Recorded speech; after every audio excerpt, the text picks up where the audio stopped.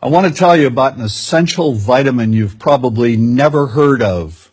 If you're a parent or plan to be one, it might be more important to your child's growth than all other vitamins combined, and only you, a parent, can provide it. I call it vitamin N, the word no. More and more children, I find, are suffering from vitamin N deficiency, and they, their parents, and our entire culture are paying the price. Let me illustrate my point with a story that's quite typical. A father, I'll call him Bill, gave his son, age 5, pretty much everything the little boy asked for. Like most parents, Bill wanted more than anything for his son to be happy, but he wasn't. Instead, he was petulant, moody, and often sullen.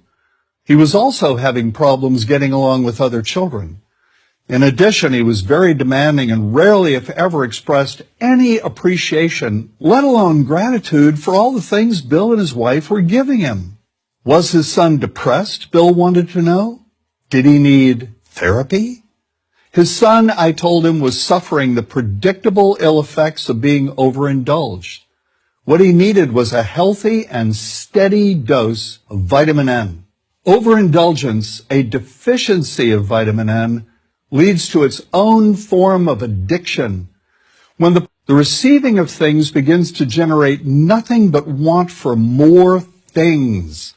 One terrible effect of this is that our children are becoming accustomed to a material standard that's out of kilter with what they can ever hope to achieve as adults. Consider also that many, if not most, children attain this level of affluence not by working, sacrificing, or doing their best, but by whining, demanding, and manipulating. So in the process of inflating their material expectations, we also teach children that something can be had for next to nothing. Not only is that a falsehood, it's also one of the most dangerous, destructive attitudes a person can acquire. This may go a long way toward explaining why the mental health of children in the 1950s, when kids got a lot less, was significantly better than the mental health of today's kids. Since the 50s, and especially in the last few decades, as indulgence has become the parenting norm, the rates of child and teen depression have skyrocketed. Children who grow up believing in the something for nothing fairy tale are likely to become emotionally stunted, self-centered adults. Then, when they themselves become parents, they're likely to overdose their children with material things. The piles of toys, plushies, and gadgets one finds scattered around most households. In that way, overindulgence, a deficiency of vitamin N, becomes an inherited disease, an addiction passed from one generation to the next. This also explains why children who get too much of what they want rarely take proper care of anything they have. Why should they? After all, experience tells them that more is always on the way. Children deserve better. They deserve to have parents attend to their needs for protection, affection, and direction.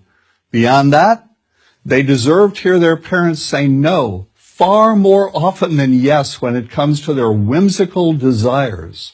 They deserve to learn the value of constructive creative effort as opposed to the value of effort expended whining, lying on the floor, kicking and screaming, or playing one parent against the other. They deserve to learn that work is the only truly fulfilling way of getting anything of value in life, and that the harder they work, the more ultimately fulfilling the outcome. In the process of trying to protect children from frustration, parents have turned reality upside down. A child raised in this topsy-turvy fashion may not have the skills needed to stand on his or her own 2 feet when the time comes to do so. Here's a simple rule.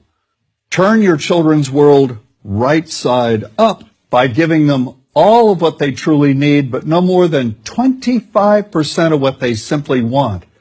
I call this the principle of benign deprivation. No. Vitamin N. Dispense it frequently. You'll be happier in the long run, and so will your child. I'm John Rosemond, author and family psychologist for Prager University.